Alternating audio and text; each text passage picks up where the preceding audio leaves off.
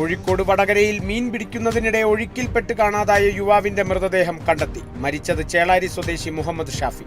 കൂടെയുണ്ടായിരുന്നവർ കയർ നൽകി രക്ഷിക്കാൻ ശ്രമിച്ചെങ്കിലും മുങ്ങിപ്പോവുകയായിരുന്നു. തിരുവനന്തപുരം വെങ്ങാനൂരിൽ കാറിനുള്ളിൽ കുടുങ്ങിയ കുട്ടിയെ രക്ഷപ്പെടുത്തി. വാഹനം ലോക്കായത് കുട്ടി കാറിനുള്ളിൽ താക്കോലുമായി കയറിയപ്പോൾ ഫയർഫോഴ്സ് സംഘം എത്തിയാണ് കുട്ടിയെ പുറത്തെടുത്തത്. തൃശൂരിൽ കൃഷ്ണനാട്ടം കച്ചകെട്ട് അഭ്യാസത്തിന് തുടക്കം. 41 ദിവസം നീണ്ടു നിൽക്കുന്ന കച്ചകെട്ട് അഭ്യാസത്തിൽ രാത്രി 8 മണി വരെയാണ് പരിശീലനം. കൊല്ലം ശൂരനാട് കാറും ബൈക്കും കൂട്ടിയിടിച്ചുണ്ടായ അപകടത്തിൽ ഒരാൾ മരിച്ചു. മരിച്ചത് ബൈക്ക് യാത്രക്കാരനായ ജോസഫ് ചാക്കോ. നിയന്ത്രണം വിട്ട കാർ എതിർദിശയിൽ വന്ന ബൈക്കിലിടിച്ചായിരുന്നു അപകടം. നെയ്യാറ്റിൻകരയിൽ ഗുണ്ടാ സംഘത്തിന്റെ ആക്രമണത്തിൽ 5 പേർക്ക് പരിക്ക്. പരിക്കേറ്റവരെ നെയ്യാറ്റിൻകര സ്വകാര്യ ആശുപത്രിയിൽ പ്രവേശിപ്പിച്ചു.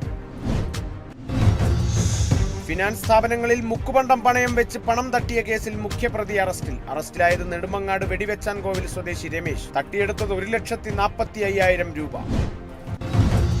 തൃശൂർ പുത്തൻപീടിക സെന്റ് ആന്റണീസ് പള്ളി കത്തോലിക്ക കോൺഗ്രസിന്റെ നേതൃത്വത്തിൽ ഗ്രാജുലാസിയോ പരിപാടി സംഘടിപ്പിച്ചു. Saint Antony's higher secondary school അങ്കണത്തിൽ നടന്ന ചടങ്ങ് പഴുവിൽ ഫൊറോന വികാരി ഡോക്ടർ വിൻസെന്റ് ചെറുവത്തൂർ ഉദ്ഘാടനം ചെയ്തു.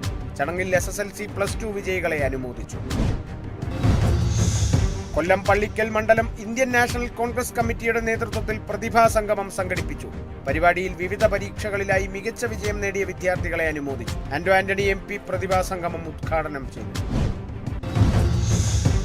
കൊല്ലം ജീവനം ക്യാൻസർ സൊസൈറ്റിയുടെ പിറവന്തൂർ പഞ്ചായത്ത് തല പാലിയേറ്റീവ് കെയർ വിംഗ് പ്രവർത്തനത്തിന് തുടക്കം. ജ്യോതിഷ ഗവേഷകൻ ഹരി പത്തനാപുരം പരിപാടി ഉദ്ഘാടനം ചെയ്തു.